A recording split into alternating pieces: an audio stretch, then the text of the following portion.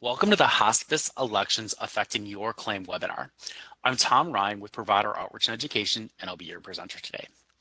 Today, I'm joined by Ashley from my team, who will help with the technical problems, providing me with the questions in the chat, and providing you with any links or any information that may be needed to supplement the information. So as you may want to have the chat open, just kind of watching and seeing what's going into the chat, I do always encourage you to add your questions there. This webinar is for those who are wishing to learn more about the claims denials and billing related to a patient who has hospice on file with Medicare. This webinar is not about filing a hospice claim. We are not the Home Health and Hospice MAC. On the other hand, we do process claims when a hospice election is on file for all the other types of providers. So I want to make sure that you're aware of that. Little bit of housekeeping. First, if you would like the presentation, take the time to go to our training center on our website and download it. The presentation is available under training materials right now today on the live events page. This is just a way to get that. It does then list all upcoming events. What I want you to be aware of is that though it's available today on live events, we will take it down either later today or tomorrow morning, just depends. And it will be put back up, but it will be put back up on a different page. So it's still the training center, and then you're going to look for encore presentations, and that's where we'll put it up within just a couple of weeks, and it will remain there for 60 to 90 days.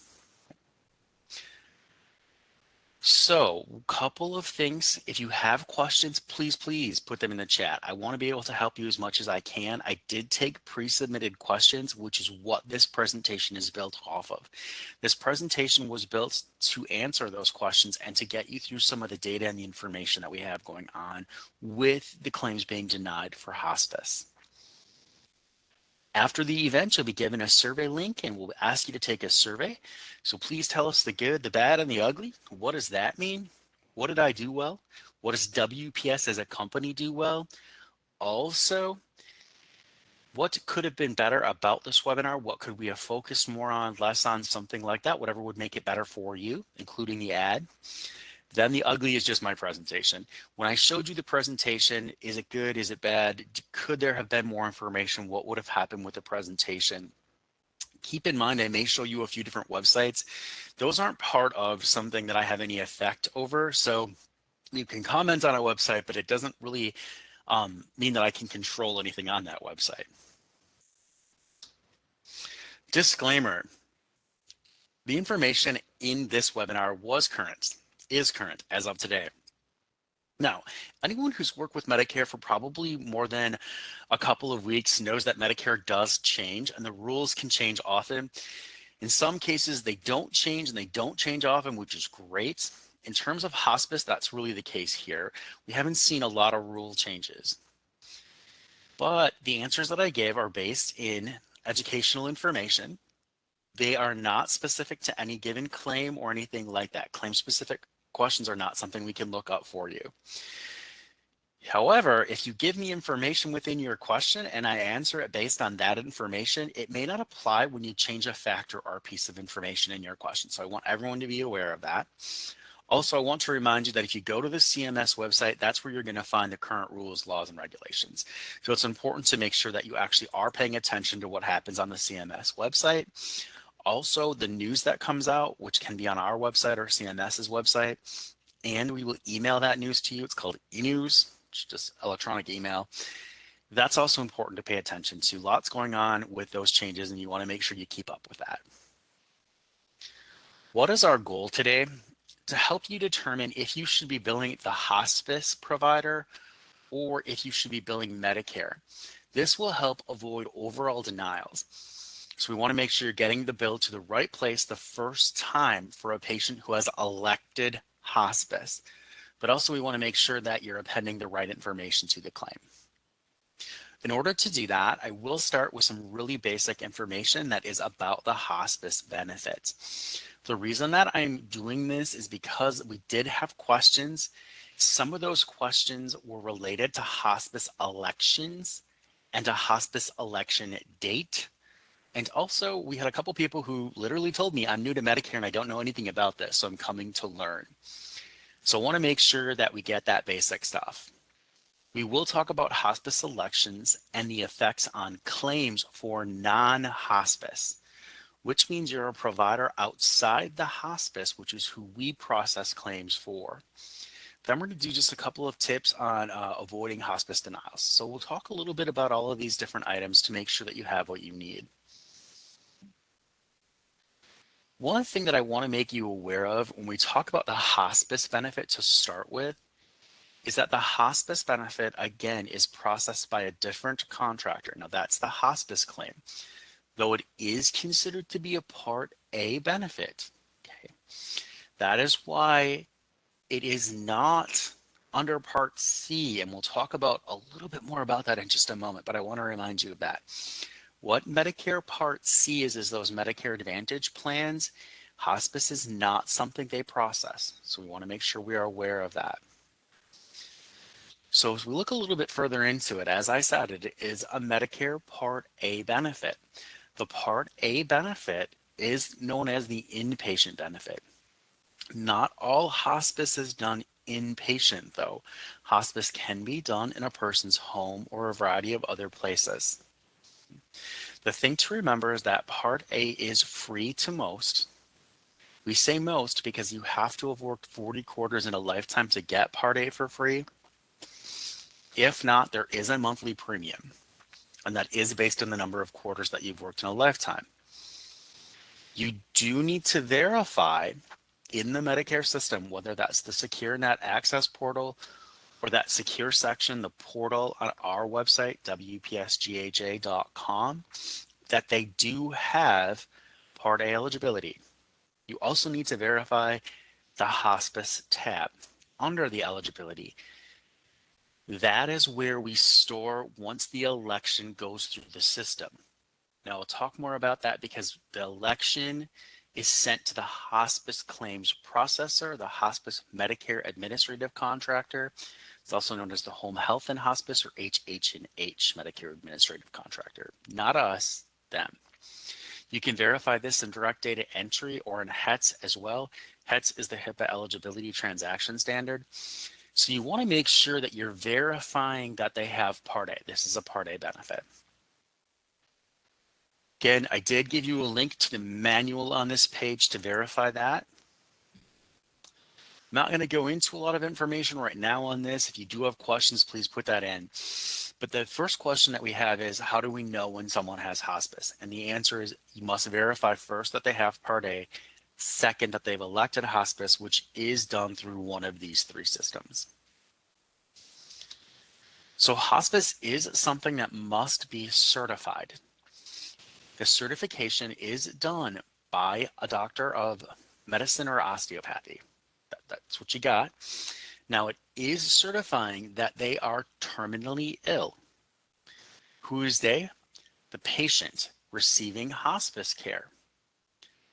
When they do the terminal illness certification, it is that they are expected to live less than 6 months should their disease run its normal course. It does not state that they will live less than 6 months. The key thing there was that they're expected to. Expectancy. So the doctor is saying, hey, if we let this go, they're expected to live less than 6 months. That's when hospice kicks in. Now, anyone who deals with hospice knows it can be for years and years and years. So what else needs to be within that election? It is very specifically spelled out. I gave you the link to the Medicare Benefit Policy Manual, and if you're not familiar with that, this tells us that it must be certified and some information about that. Now, again, the Benefit Policy Manual is the day-to-day operating instructions for Medicare. It's what we use and what every contractor uses, but it's also available to you. I'll show that to you in just a little bit. So we've heard a little bit about the election, but what is an election? What does it actually mean? The election is information that is from the professional that the patient is electing hospice. So someone writes this for them, okay? It allows them to say, yes, it has been certified that this person is expected to live for less than 6 months. Well, that makes sense. The election itself covers two components. Accepting comfort care is one of them, and that the patient is electing this type of care. So I accept it and I elect it. When the election is put together on this written notice, and there isn't a standard form, it doesn't have to be a certain type of form. It is something that the hospice can have their own election form for. But it does have to have some key pieces of information, and you might want to be aware of these, especially if you're the designated hospice provider. What that means is you're the primary person who's caring for that patient, who's making sure they get everything underneath. Person being a physician, you're designated, right? The hospice provider themselves is who's going to provide the hospice care. It does not need to be the same thing. So attending physician and hospice. Now, a hospice provider can be by name, by NPI, whatever the situation is. However, we want to make sure the patient understands who it is. So we always recommend a doing business as name so the patient knows this is who it is. Next, the patient must accept comfort care, which does not mean that they don't have any medically necessary services. If they break their arm, we still want them to get that broken arm treated. That's not what we're saying here. What we're saying is that for the terminal condition, they will not be having any more medical care, and they will be accepting comfort care for that terminal condition. So they do understand that hospice care is not medical care, and it does not waive all medical services, Medicare services. It only waives those related to that. It will have an election effective date. This was one of the confusion questions I got a lot of questions on. The effective date or the election date, the patient signs and dates that form in the location where the hospice will occur. That's the election date. It's today, it's right now, it's where they signed and dated it. It is not the same as an election period. And we'll talk more about election period in just a few days, or just a few slides. Keep in mind, the hospice can have a person who is set up to be their attending physician. This could be the hospice director. This could be a variety of other people. And this is who we'll default to unless this patient in their election says, no, I do not want that to be. I want it to be insert. Now the insert would be a name of the doctor, of the nurse practitioner, or the physician's assistant. We're going to get into that on the next slide. But who's attending, who's watching over this? Okay, so what do we have to know? If they do not put a designated attending physician, we fall back to the hospice provider. And then that hospice provider is just whoever has their director, their medical director, their hospice director, that is considered the attending. So let's move to the next slide. The attending physician by definition can be a physician. Well, that makes sense, but it could also be a nurse practitioner or physician's assistant. That's it. It can't be anyone else. It has to be one of those three. We do ask that you put the medical credentials on the election just so that we are aware. Sometimes, you know, this nurse practitioner, and we're like, okay, but who is that? So that's part of the physician's full name. We ask for their office address, their national provider identifier, and anything else that you think will clearly identify them. So if we get all of that, we now have the hospice election complete. Okay, this begins the first hospice election period. So we have an election and an election date, which is the date it's actually signed and dated, and then we move into a hospice election period. A hospice election period continues until it's revoked, discharged, or the patient dies. What it is, though, is during each election period, we require the original certification, which is that they have 6 months should the course of treatment, or should the disease run its normal course, okay, without treatment for that disease. So how do we get to 6 months? Well, the first thing Medicare says is there are two 90-day periods. So after the first 90 days, if the patient has not revoked it, been discharged from hospice, or has died, Then the physician or the primary care needs to do a certification that, yep, they still have this disease, everything, yep, and they get another 90 days. That brings us to 6 months. Once 6 months is over, then every 60 days, we're looking for a new certification. So the election period is the time for certification. Now, let me make this clear. If a patient chooses or revokes their hospice coverage and they are 30 days in, so they've done one election, 30 days later, they say, no longer want hospice. I want to go back to being medically cared for this disease, this condition, this whatever they have. Okay, they can do that. The patient will actually write information out. It's called a revocation. We'll talk more about it in just a minute. Once they do that, this election period ends. They do not get to start back with this election period. If they were to choose to come back in, they start the second election period, which could be another 90 days. So hopefully that all makes sense. They can discharge, they can go back in whenever they want. For those of you that are not familiar with that, there are patients who will elect to leave hospice and 3 days later say, no, I want to go back. And then 10 days later elect to leave, and they go back and forth with this. That's their decision. That's the patient's right. Okay. Just remember that one of the things they're doing is comfort care for that terminal illness. If you're interested in learning more about these election periods, which again, 90 days, 90 days, 60 days, 60 days, 60 days, continue with the 60-day, go ahead and go back to the Medicare Benefit Policy Manual in Chapter 9 and read Section 220.1. It will help you. All right, let's move on for a second and let's talk about revocation. The patient does have the right to revoke hospice care and go back to medical treatment for that condition at any time. So that means what they've done is they've revoked that period, that election period. Not the full thing, they've revoked just whatever they haven't used of it. Okay, so it has to be a signed statement stating, nope, we're done with this. It does have an effective date. So you have the hospice election date and a revocation effective date. The patient's representative can do this for them should they be unable to do this. That's whoever the patient's representative happens to be. It could be a legal representative, could be a family member. There's a variety of people that can act on that behalf.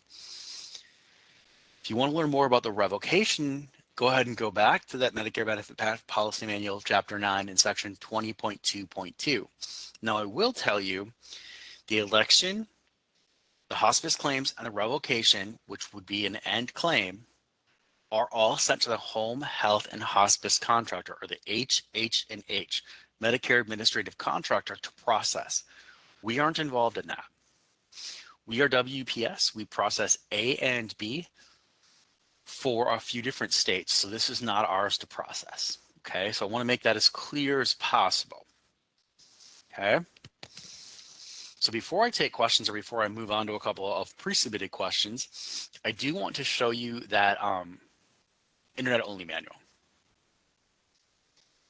So you're going to go to Medicare.gov. You're going to go to CMS.gov. For those of you that are not aware, CMS.gov is the provider and contractor website. Medicare.gov is the patient website. Okay. So CMS.gov, Medicare, regulations. So I selected Medicare, I selected regulations and guidance. I know a lot of people think coverage is where this should be. It's not. This is actually the regulations and guidance. Manuals, which again are our day-to-day operating instructions. So that's why it's the guidance. And then we're going to go, once we select manuals, on the left side, internet-only manuals, you're going to scroll down and you're going to see a lot of different manuals. Okay. So we said it's the Medicare Benefit Policy Manual right here. It's 100-02 that you will select. Then you get to read through all of the different chapters. And what are we looking for again? We're looking for hospice. I'm going to jump back because I don't remember the exact section. So chapter 20.1. Okay. So we're going to go to coverage of hospice. And then as you scroll through, it will walk you through all the different things you need to know. This is where you're going to get all of these different pieces of information. Okay, we're going to get this. Now, again, the claim is not sent to WPS. That's the first question that I got like multiple times. Can you tell me how to bill a hospice claim? And the answer is no, I cannot. WPS does not process, nor do we accept hospice claims. On the other hand, we do accept claims when a patient has elected hospice, and that's what we're here to talk about. Okay. So the first question that we have is, does Medicare pay claims for hospice patients when the patient is in a hospital? And the answer is yes, we can. This is part of the respite benefits, so it's inpatient hospital care. This is the day the patient elects to get hospice care in an approved inpatient facility, and it can be up to 5 consecutive days to give their caregiver a rest. We see a lot of this when it's home hospice. They're actually having hospice in the home. So yes, we can do that. Again, don't forget, go out and read about respite care in chapter 9. It'll give you a lot of information on respite care. In terms of other things, if it is not related, we can still pay for it. That is unrelated inpatient care. However, you can't be inpatient 2 different places, so they may have to revoke their hospice if they have an inpatient style hospice. I was asked to explain between election date and election period. Again, election date is one day, a single day, and it's the day that they sign the election. The day that it happens is that election date. Now it'll have a set time frame, 2 p.m. They signed it at 2 p.m. Okay. The system, not smart enough to know that it was signed at 2 p.m. There's nothing within the system that will help you with that. So just because they elected it at 2 p.m. doesn't mean our system can differentiate or define that, and we'll talk more about what happens with that. The election period, remember, is defined as 90 days, 90 days, 60 days, 60 days, and that is the time frame in which a person attending, whether it's a doctor, whether it's one of those other 2 non-physician practitioners, has to certify that the patient still has an expected time frame of under 6 months should this run its normal course of treatment. Okay. So hopefully that answers those couple of pre-submitted questions. At this point, we're going to stop and we're going to see if we have any questions in the chat. Ashley, if you want to read those out to me. Hi, Tom. We do have a couple questions in the chat. The first one is, when a patient resides in a nursing home and under hospice care, and that said nursing home sent patient to the emergency room and did not notify the hospice nurse, hospice will deny our claim for no notification. Who is responsible, the patient or the nursing home? So let me start off, because this sounds like an ambulance claim, which means it has to be medically necessary for them to need that. It just can't be that the wheelchair van's not available or something like that. So let's say that it's a medically necessary ambulance transport. We don't necessarily have the answer to you for this, because if it is hospice related, in other words, if the reason that they're going is related to the hospice care, then it should go back to the hospice, and the hospice saying, hey, we aren't going to pay it isn't an option. Okay, it's their responsibility. It's just their part of their contractual obligation under the conditions of participation. It's what they accepted under the Social Security Act. On the other hand, if it's not related to that, so they fell and they hurt their hip, they fell and they broke their arm, whatever the situation is, this must be then billed to Medicare as a medically necessary transport with the modifier to indicate that it's not hospice related, and that is modifier GW. So with that said, if it is not medically necessary and it's still not related to the hospice condition, you do need to bill it. You can bill it to Medicare. You would need the GW, but you would also need the GY indicating, hey, this is not a Medicare covered transport.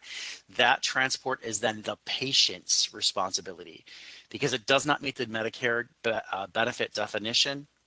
One caveat, if you have a contract with the nursing home that they're at and that nursing home says, hey, we don't have a wheelchair van available after, I'll just make this up, 7 p.m. until 8 a.m. So you're going to act as our wheelchair van. So you will bill us for that. follow that contract. So I know that was kind of a long and convoluted answer, but hopefully it may all make sense. Remember, it's really about the condition. What were you transporting for? If that condition is related, bill the hospice. If it's not related, bill Medicare. If the transport is medically necessary, you want to make sure that you put GW on the claim, not hospice related. If it's not medically necessary, then add a second modifier, and that's GY. Okay, Ashley, next question. All right, the next question is, where does a rural health clinic send medical care claims when a patient is on hospice and the provider is not the attending physician? So the rural health clinic still follows the hospice rules. And that's one of the things that I'm really missing in your answer. Is the care related to hospice?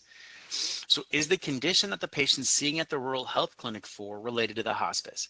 If it is not, then you bill your Medicare administrative contractor just like you would with any other claim, but make sure that you append the appropriate condition code and the appropriate modifier if it's an individual line. You want to make sure you're doing that correctly for the rural health clinic. Again, so it's really based in whether or not that's related to the hospice care. It's not necessarily that it's a rural health clinic and that you have special rules or anything like that. Not at all. Next question. All right, and the next one comes from the same attendee, and they ask, are there modifiers that need used? Oh, I just described the modifiers. So there's two different modifiers to consider. If you are the attending physician as written on the hospice election, but you are not employed by the hospice, that is GV. Everybody else, it's GW. GW simply means that it is a medically necessary service unrelated to the hospice condition. There's also a condition code, and I know that's later in my notes, but I can't think of it off the top of my head. So let me think about that one. If not, I'll have Ashley see if she can look it up for me. But let's move on to the next question.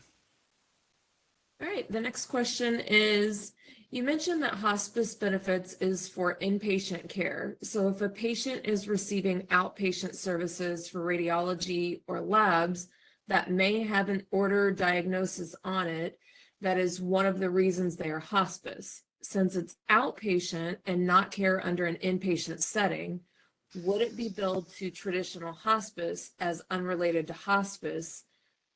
ER also, since it is outpatient. So the hospice benefit is a Part A benefit, which is considered the inpatient care benefit, but hospice does offer a variety of settings. Home would be an example. A patient can have hospice care in their home. This is an outpatient setting. So just because it's a certain type of service does not excluded or included, and just because it's a certain location. Really, for hospice, it is a diagnosis code.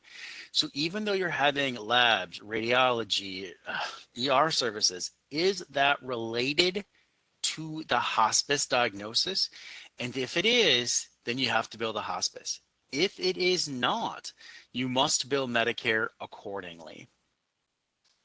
And we'll talk again more about that, but I've given you a couple of the modifiers, and I know there's a condition code. It's just not popping into my head at this moment. Hopefully that makes sense. If not, put some more information back into the chat for me. Okay, next question. All right, the next one, this one just says, can you post the questions that are being read off in the chat? I can't see the questions. So the way that we have it set up, and that's why Ashley's reading them off, is that we aren't going to repost them. That's why she's reading them to me as they're written. Unfortunately, I don't have a way to do that with the way our chat feature is set up with this technology. All right, and then next we have, sorry, they're coming in kind of fast. The next one is, how can you tell if the patient's diagnosis is hospice related or not if you don't have the paperwork on file to see? And then they say also the condition code is 07, they believe. Oh, the condition code also, that sounds right to me as well. So the condition code 07 just simply means not hospice related, and it's put onto a UB04 or an 837I. It is not put onto a 1500 or an 837P. The 1500, the 837P, you have to use the two modifiers that I mentioned. On the UB or the 837I, you can put the condition code. The condition code then applies to the entire claim, unlike the modifier, which applies to one line. So you can use the modifiers, but they only apply to an individual line. It's when the condition code is appended that it apply to the entire. And I thank you for putting it in there. I did scroll through my notes. It's coming up in a little while. So I'll talk more about that in just a little bit. So let's see it. Yes, and yes, outpatient would definitely be rural health clinic. Yes, it's outpatient. Let me first of all state that we understand rural health clinic is an outpatient service. Yes, you would still want to make sure you use the condition code 07. What are the modifiers depending on the line? Really look at the diagnosis. How do you verify that diagnosis? I gave you those eligibility systems, and you have to go out there. Now, there are times when you do have to ask the hospice provider what is the diagnosis that they are within, because it's not just about, oh, here's the one diagnosis. It's a family of diagnosis, right? How many of you guys have heard of that when it comes to the ICD-10 codes? And you talk about a family of diagnosis, that's really what we see when we look at this. So our system looks at that as a family of diagnosis. Any other questions? Tom, we just had one more come in, but I think it's kind of the same question. It says, as a coder, how can I find what diagnosis code is associated to the hospice? Oh, perfect. So what I did here, just as a reference for everybody, is I went to our website, wpsgha.com. I'm going to go to the portal user manual right here. Now, unfortunately, I can't log into the portal. It has PHI and PII, so I'm not allowed to. I will show you what I'm talking about when I talk about that hospice screen and the information you can get. But so the portal user manual explains what's inside this. This is that secure section. You do have to have a unique login and password. But as a representative of someone who bills us, you are perfectly eligible to get this. I'm going to scroll down because the section that I'm looking for is called eligibility. And I want you guys to look away from the fast scroll. I apologize. I know it was just a really fast scroll. I'm going to go to patient and then to eligibility. When I go into eligibility, and again, I'm going to fast scroll. So if you don't like to fast scroll, look away. I'll tell you when I'm ready. As I fast scroll down, it's going to describe for you the information that you need. It's going to give you a couple of pieces of information to look at. One of the first things I want you to do is to come to the eligibility section. You're going to enter everything. Once you enter it, stay in the eligibility tab. Then you're going to get a variety of tabs that appear, and they look like the screen that I'm showing right now. You'll see it starts off on summary. If you go to the second line, the fourth one in says hospice. Now, in my example, it is grayed out. It's not, this person didn't have that. But how do you know what information is underneath this hospice area? If you continue to scroll down, and again, look away, look for the red box to go around the word hospice. And once that red box appears around the word hospice, it will then describe for you what's there. So I'm just scrolling till I find it. It takes me a little bit to get down to it. Here it is. So you can see, yes, I know it's gray, but what will you find there? The hospice NPI, the start date, the receipt date, the revocation code, if it's applicable, beneficiary start date, end date, last date, the number of hospice days used. All of this will be there for you.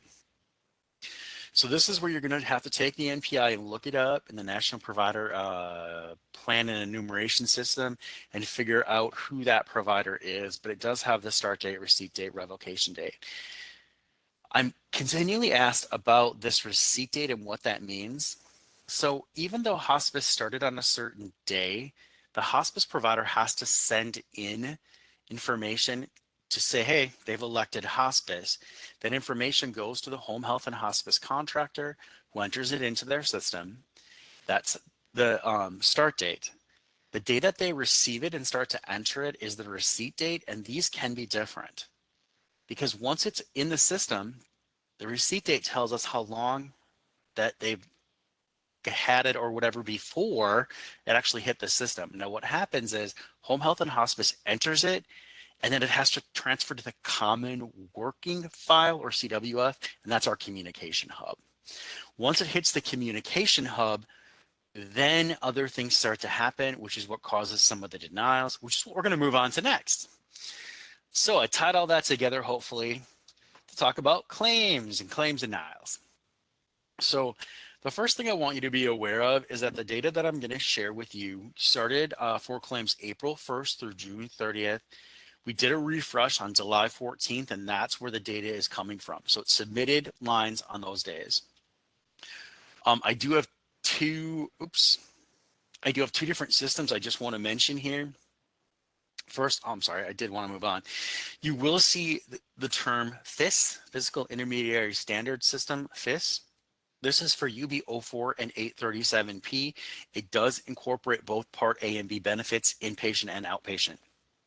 So a rural health clinic, you guys bill on a UB04 and 837I, you go into FIS, but you bill outpatient services. MCS, the multi-carrier system, is for 1500 and 837P professionals. This system is always going to be outpatient. Inpatient doesn't go into this at all. It could also be a professional type service. Okay. So what I did is kind of look through and said, okay, what are we seeing? So interestingly enough, the first thing is for MCS claims, this is a bigger issue. We know that. We understand that. The two codes that are denied were a claim line count of, again, 59,238, total units, 110,030. But I want you to look at that dollar amount, 15 million plus. The second one is by the not attending physician, and you'll see it's significantly less line count and dollar amount and all of that. But if you add those together, that's over $18 million denied just for that alone. So there's a lot going on with those two, and that's why we do this type of class. Now, again, these are not hospice claims. These are your claims that are affected by a hospice election. Okay. We then moved on and we said, okay, let's look at the two return to providers. These are the two codes you will see. Now, for those of you that do not bill on a UB04 or an 837I, they can actually enter into the system and these codes mean something to you. I do have codes I could have given you for the 1500 or the 837P, except y'all don't see them, so they don't really mean anything. And I want you to notice just the significant difference in the total line counts for these two. The significant unit difference, but more the dollars. Dollar difference. So you can see, depending on which one you're looking at, we're really looking at a different value. A lot more going on with the 1500 or 837P. So just a little bit about the data and why we talk about all of this different stuff and why I gave you the basic benefits, and then we're going to move on from there. I know I've mentioned this before. I've mentioned this before again and again and again. What drives whether or not you should send the claim to hospice or to Medicare? And it is the diagnosis family as given by the hospice. It's not just the hospice diagnosis, one individual diagnosis. It's the family relating to that. Okay. On the other hand, if it is not related to that, and this is a total medical call, like tell us, but if we pull medical records and we find that it is, then we'll give you a billing error. Okay. So if it's can be billed to Medicare directly, but again, you do have to bill it accordingly, and that is with those modifiers or that condition code. Okay. We really do understand that you try to do your best. I will tell you one of the things that happens with the billing is you say, well, I didn't know they were in hospice. I didn't have any idea. They came to me, they're an outpatient. Maybe they're in home hospice. And that happens, right? So they come to you, you're in your office, you had no idea they had hospice. The hospice hasn't sent the election in, so even our system doesn't say they have hospice. We process the claim, looks good, and all of a sudden we take our money back. That's because the election came in and identifies that date. That's why we have, remember those two dates? I said, here's the date that it actually started, but here's the date it actually hit the system or was submitted, and they can be different. That's what I was trying to emphasize with that. And that does happen frequently, but that also then drives those numbers up that we just talked about. Okay.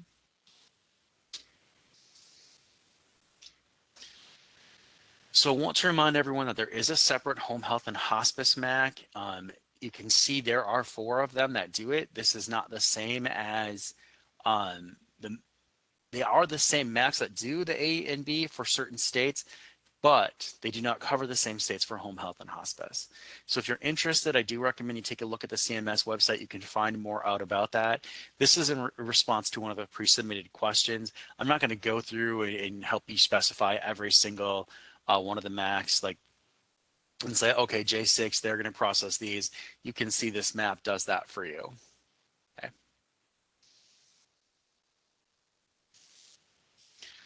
So how do you bill an unrelated condition? And this is the question that I was most often asked. And the answer is you bill Medicare directly.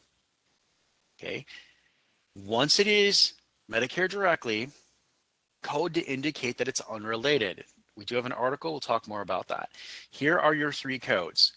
GW, service not related to the hospice diagnosis. This is a modifier. Any provider can use this, and I want you to emphasize any provider right here. Highlight, I don't know what else you need. What happens is we'll pay it with a GV, but then all of a sudden you get an error. Well, why did you get an error? You're not the attending physician on the election. Therefore, you should not be using a GV. My favorite was an ambulance provider supplier that said, hey, I'm going to bill with a GV. Can't do it. You need to bill with a GW.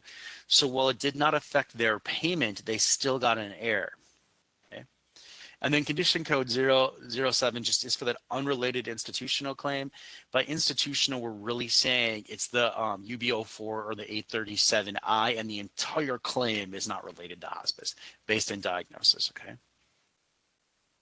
A couple of things that someone did ask me was, is it appropriate to bill a GV modifier when it is a hospice not employed physician, but they're a volunteer director?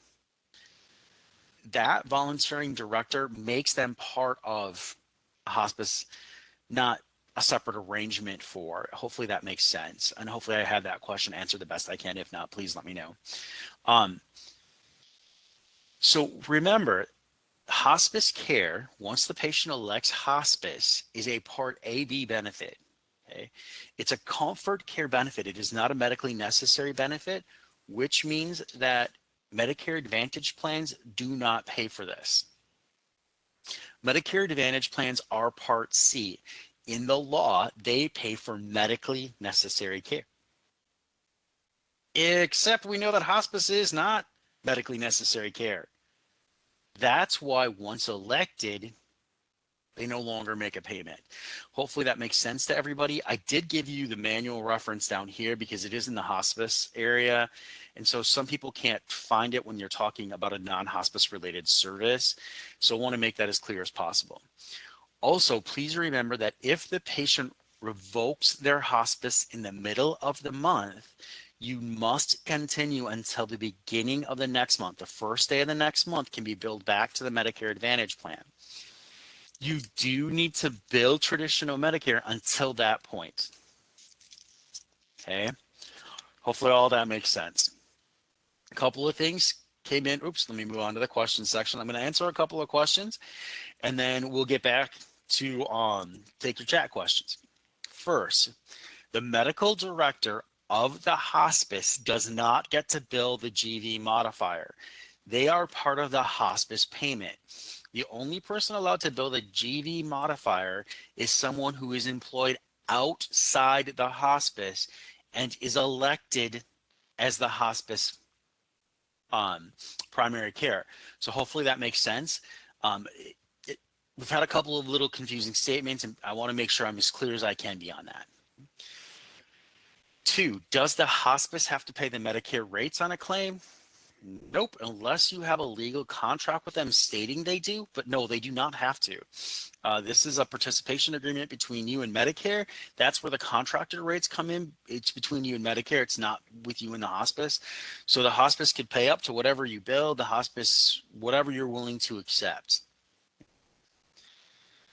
Please keep in mind, and then the next question is, who actually pays the hospice claim?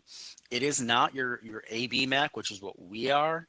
It is your home health and hospice MAC. We gave you that slide, so I hope you can take a look at that. They pay the actual hospice claim. We pay for unrelated services.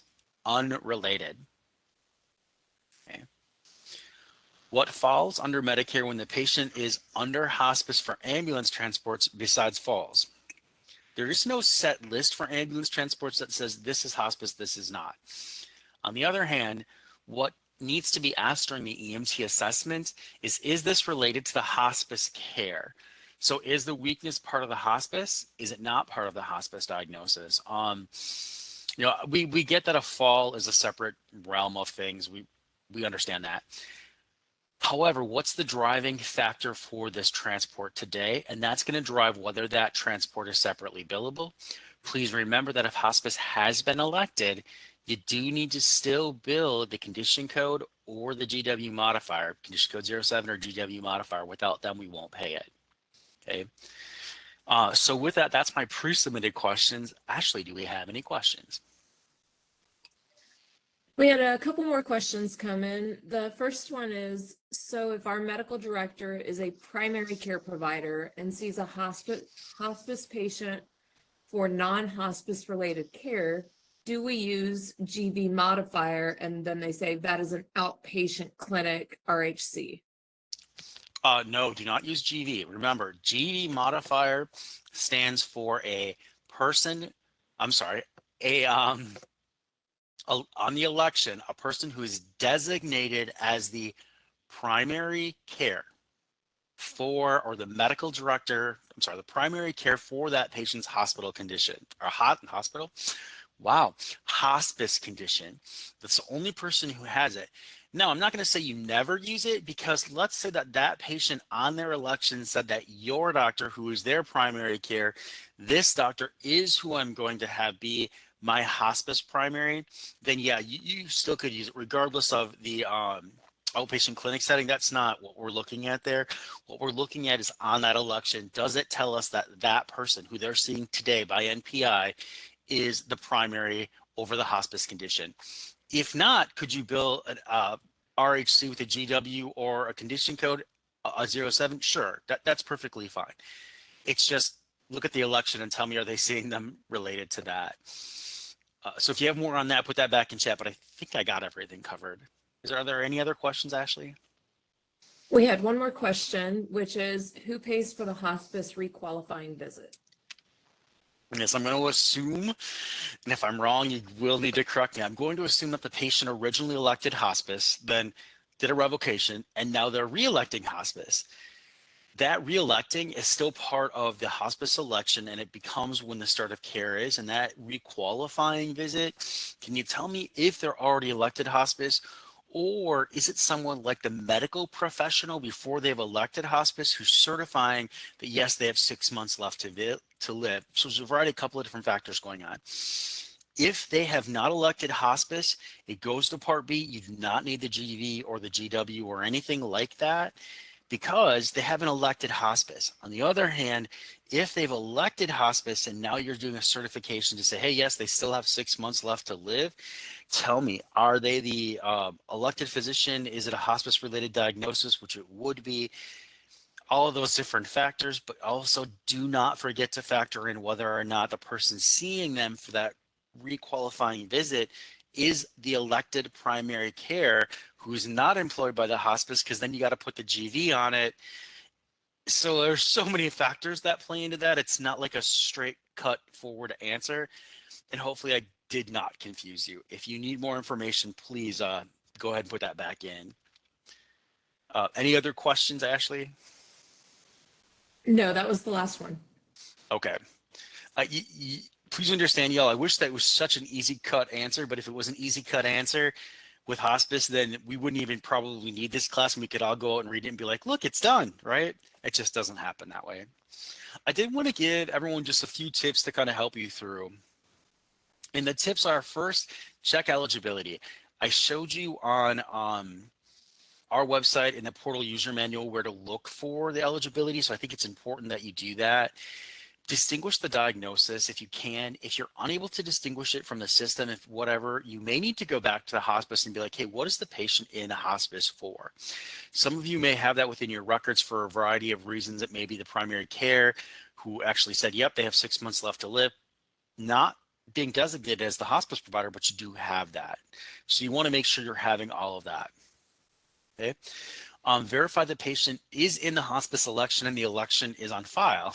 Key thing, did you guys catch the last one? It's on file. So check. If we don't have any hospice information, we don't have an active hospice election, that's where some of the information comes in and you get paid, but then you get your money taken back.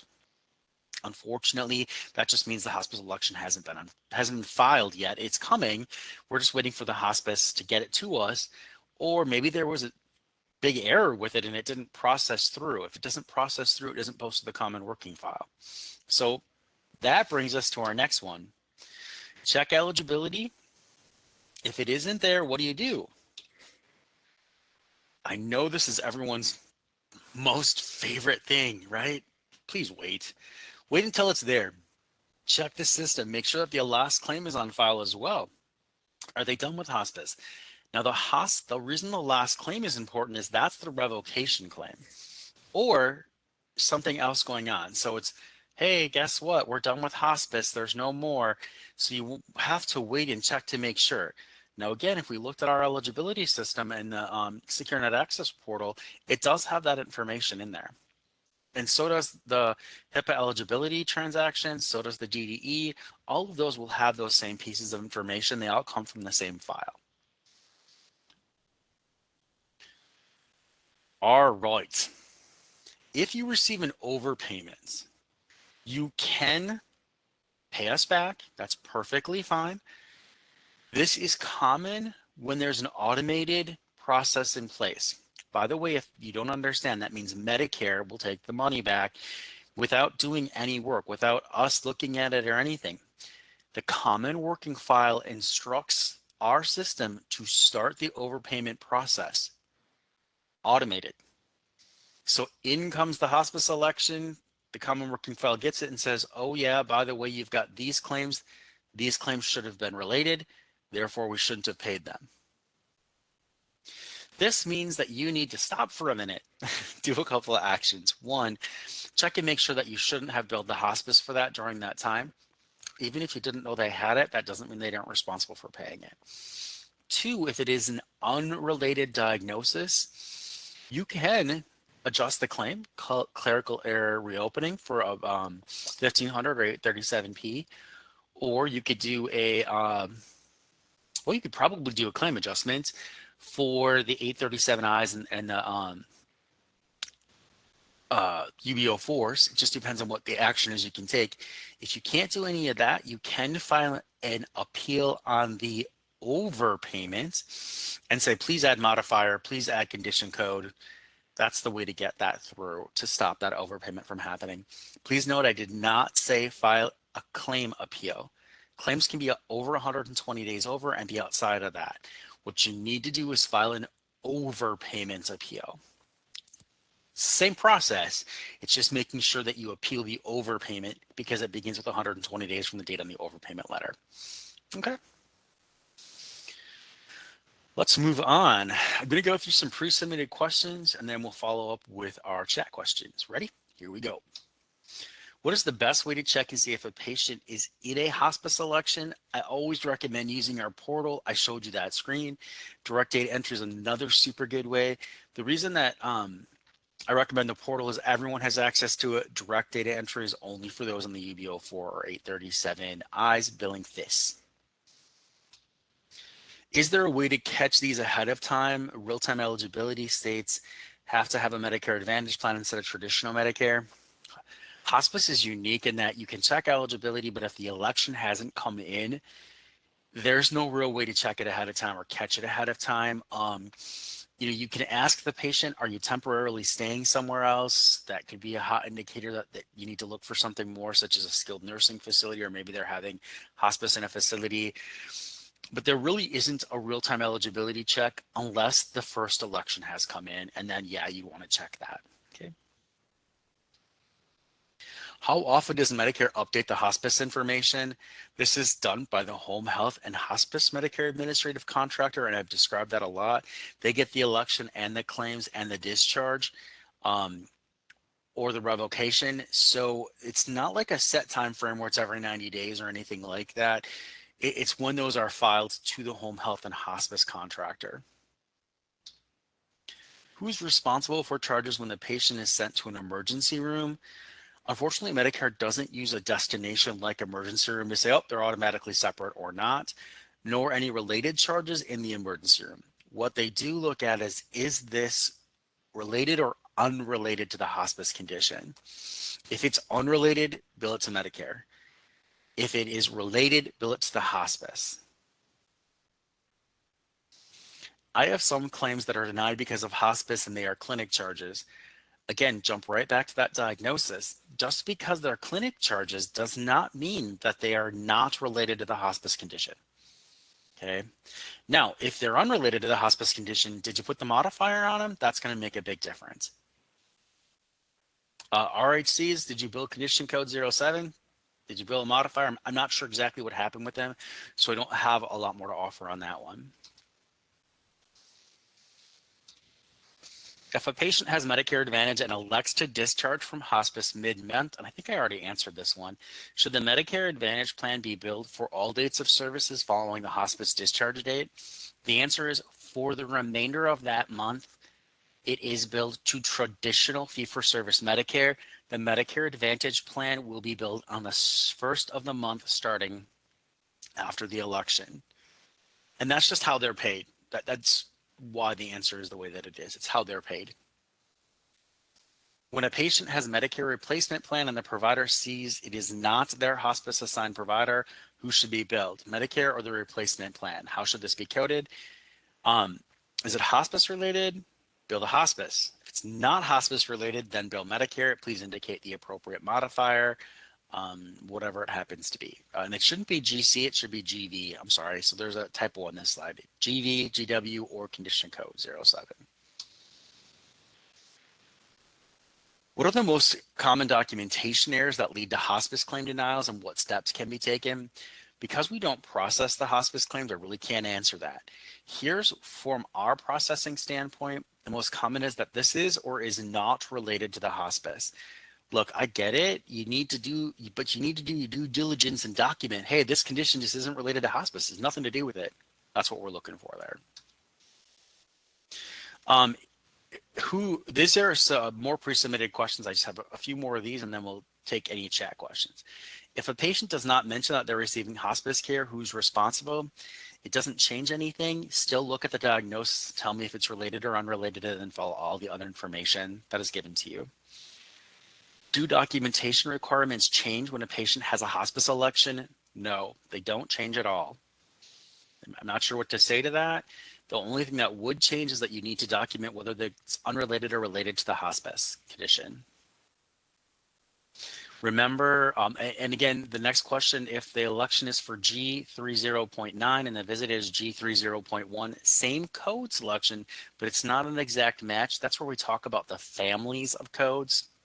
And then yes, it's still going to fall within that hospice.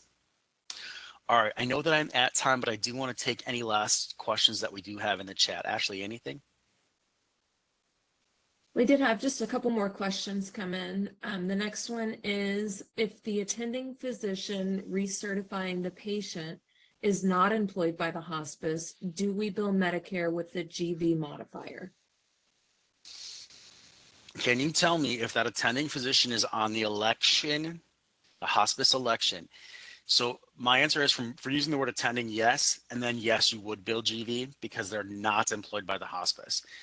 If the person is recertifying but is not the attending physician, then it's GW. Next question. The next one is, so if a patient has Medicare Advantage and it's a non-related hospice visit, do we bill Medicare Advantage plan with GW modifier? No. Unfortunately, you're still going to want to make sure you get to fee for service. That's in that reference that I gave you. They're just not going to pay at all. Next question.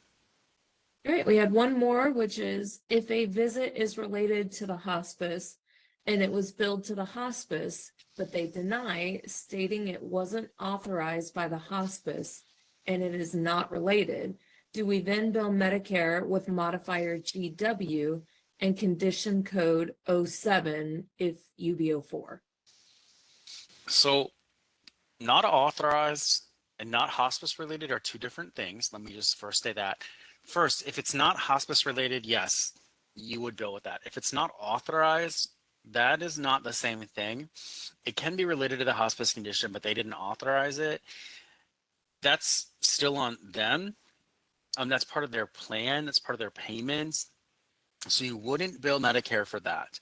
In terms of them paying you, it's part of their conditions of payment. It's part of the Social Security Act that they have to pay you. So you would have to fall back on your whatever process you do have to collect from them. And that would be the same process you would have for any other collection. And then the same who asked that just said, they say if it's not authorized, so they say it's not hospice. That's not true according to the Medicare rules. The Medicare rules say it's diagnosis related. Just because it's not authorized by them, that's not it. Now, if they say it's not authorized, therefore there's no Medicare or there's no benefit for hospice or however they want to say that, that's on them. We can't answer that. And then you might want to have to actually consult a legal to find out if you should be billing the patient for those or not. That's not Medicare to answer that question. Um, I wish I could give you a better answer, but I don't have one. That was our last question. Okay, perfect. Let's go ahead and just keep going. We're going to get through this real quick. So a couple of things. You're going to get an email. The email is going to look like the left side here. I want you to be aware that the email will come to you just in a few moments here. It's going to ask you to take, again, the survey because that's real important, but it's also going to give you a certificate of achievement. So if you need the certificate of achievement, it's going to give you contact hours. Governing bodies may or may not recognize those, and that's why it says CEU question mark, because the governing body has to choose to recognize those contact hours. We do not give CEUs. We do give contact hours, and that's how we do that. On the other hand, I'll tell you in a moment if you called in how to get that. If you are not going to get the automated email, I'll tell you in a moment how to do that. You will get follow-up question opportunities. This gives you 7 days to send these in. And you want to email us these questions, but you want to make sure the subject line is hospice denials or something related to hospice, hospice election, hospice something. Please make sure that is in there. If you called in today, please use the same email address. Please use the same subject line. In the body of the email, say, I need a certificate. Here's my phone number with area code. Once we're able to verify that, then we'll email you the certificate. Okay. Please keep in mind, we cannot look at claim-specific questions. They do have to go to customer service or to the hospice contractor if they're a hospice claim-specific question. Survey, please take our survey. I'm going to have Ashley put a link in there. There's so many opportunities to take this survey. Once we close out, you'll have what looks like the bottom picture. It'll be an external link. It'll pop up. It'll ask you to take the survey. If you're doing this as an encore, then you'll have a picture that comes up on YouTube and it's going to look like the online survey. But again, don't forget, you can take it right now from the link that's in the chat. We just really want to hear what we did well. We don't do well as a contractor, or what I didn't do well, whether the PowerPoint was good, did I answer your questions, all that type of information. As a reminder, we do want to let you know that we did actually hear you based on this. And so what have we done based on your surveys? Chapters for YouTube, we've broken down in small navigational chunks. And so if you go into the description, there's chapters there. Training indicators, which are, again, to help you identify what training applies to you. So those are some different things. The Medicare Education Expos, which is a single day of training, possibly followed up with a question and answer on a different day. But those were all related to what's going on. So if you're not familiar with that, our next Medicare Education Expo will be in October. Take a look. The advertising will be coming out soon for that. So thanks for attending. We do appreciate you listening. Remember, we really do want to hear from you on the survey, but don't forget to include new topics that you think might or might not be good for education. They do not need to relate to hospice at all. On behalf of Ashley, myself, all of Provider Outreach and Education, thanks for your participation, and we look forward to your survey feedback. You may now disconnect.